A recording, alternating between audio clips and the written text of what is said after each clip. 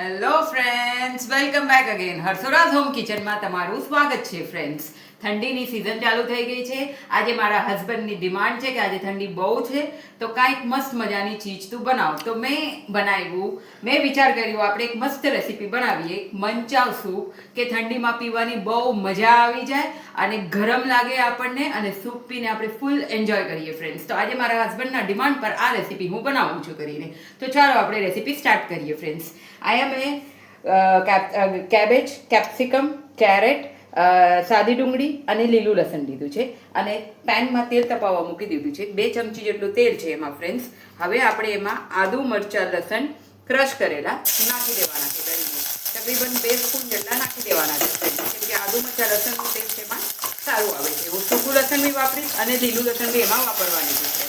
Chinese વસ્તુ એવી છે કે એને આપણે ખાલી ક્રંચ પૂરતું જ કરવાનું છે ઓઇલમાં, એનું ક્રંચ જેવું ન જોઈએ, એટલે એનું ટેસ્ટ આવવું જોઈએ. ચાઇનીઝમાં આપણે બીજી વેજીટેબલ્સ બાફીએ એવી રીતે બધું બાફવાનું નથી ફ્રેન્ડ્સ આપણને. હવે આપણા આદુ, મરચાં, લસણ થઈ ગયા છે.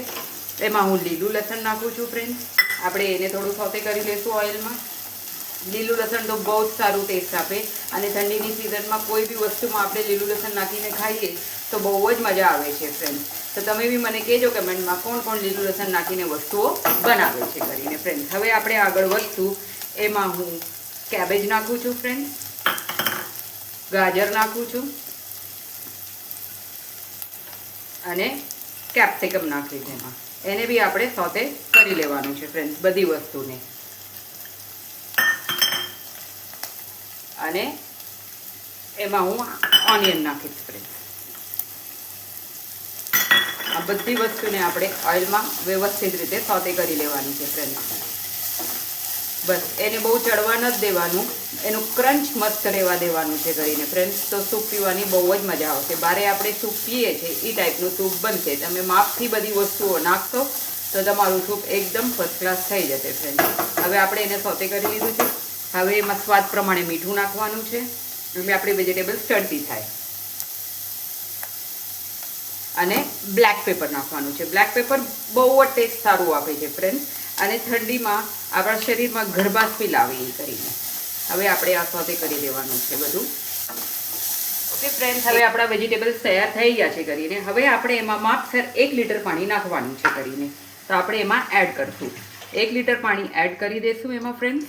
અને એમાં આપણે ડાર્ક સોયા સોસ લેવાનું છે અને રેડ ચીલી સોસ લેવાનું છે. તો આ મેજરિંગ સ્પૂન છે.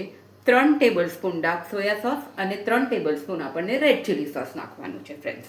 તો આપણે હવે નાખશું 1, 2 અને 3. હવે આપણે રેડ ચીલી સોસ નાખશું ફ્રેન્ડ્સ. રેડ ચીલી સોસ થોડું સ્પાઇસી ટેસ્ટ આપે છે અને ટેંગી ટેસ્ટ આપે છે, એટલે એને તમે યુઝ કરજો જ ફ્રેન્ડ્સ. ઘણા લોકો ગ્રીન ચીલી સોસ બી નાખે છે, પણ આપણે નથી યુઝ કરવાના એને, ગ્રીન ચીલી સોસને. હવે આ આપણે નાખી દીધું છે ફ્રેન્ડ્સ. હવે આપણે એક મિક્સ કરી અને એને ઢાંકણ ઢાંકી અને 10 થી 12 મિનિટ માટે ઉકાળવાનું છે ફ્રેન્ડ્સ કરીને. પછી આપણે આગળ વધશું રેસીપીમાં. હવે આપણું સૂપ સારી રીતે ઉકળી ગયું છે કરીને. હવે આપણે એમાં સ્પ્રિંગ ઓનિયન નાખશું કરીને. એનાથી પણ ટેસ્ટ બહુ સારું આવે છે.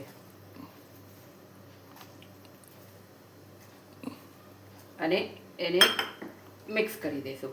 હવે આ સૂપને ઘાટું કરવા માટે ફ્રેન્ડ્સ અહીંયા મેં 2 ટેબલ સ્પૂન કોર્નફ્લાવર લીધું છે અને એમાં 4 ટેબલ સ્પૂન પાણી નાખવાનું છે અને એક પેસ્ટ રેડી કરવાનું છે. 1 અને 4. હવે આનું એક પેસ્ટ રેડી કરવાનું છે આપણને. આ આપણે નાખશું સૂપમાં, એટલે આપણું સૂપ થીક ટેક્સચર પર આવી જશે ફ્રેન્ડ્સ. સરખું એને મિક્સ કરી દેવાનું છે આપણને, કે એક બી લમ્સ ન રહેવા જોઈએ. બધું કોર્નફ્લાવર પાણીમાં મિક્સ થઈ જવું જોઈએ આપણું વ્યવસ્થિત રીતે. હવે આમાં હું થોડીક કોથમરી નાખું છું ને હવે આ પેસ્ટ આપણે એમાં નાખશું અને પછી એને સ્પૂનથી હલાવશું કરી, એટલે જેવું ઉકળશે એટલે આપણું સૂપ થીક થઈ જશે ફ્રેન્ડ્સ. અને લાસ્ટ હવે એમાં 1/4 ટીસ્પૂન વ્હાઈટ વિનેગર નાખવાનું છે આપણને. વિનેગર બહુ ખાટું હોય ફ્રેન્ડ્સ, એટલે એ પ્રમાણે નાખજો કે એ વધી ન જાય કરીને. બસ ફ્રેન્ડ્સ, હવે એને બોઇલ આવવા દેવાનું છે આપણને, અને આપણું સૂપ રેડી ટુ સર્વ છે કરીને. ફ્રેન્ડ્સ, હવે આપણું મંચાવ સૂપ રેડી થઈ ગયું છે. એકદમ રેસ્ટોરન્ટ સ્ટાઇલ આપણું મંચાવ સૂપ રેડી થઈ ગયું છે. હું આવી રીતના બનાવું છું ફ્રેન્ડ્સ. તમે કેવી રીતના બનાવો છો એ કમેન્ટ્સમાં મને જરૂરથી જણાવજો. અને જો તમને મારા વિડીયો ગમતા હોય તો મારા વિડીયોને મારા ચેનલને લાઇક કરજો, શેર કરજો, કમેન્ટ કરજો અને સબસ્ક્રાઇબ કરજો. મળીએ ફરીથી કાલ નવા વિડીયોમાં. Okay friends, tata, by.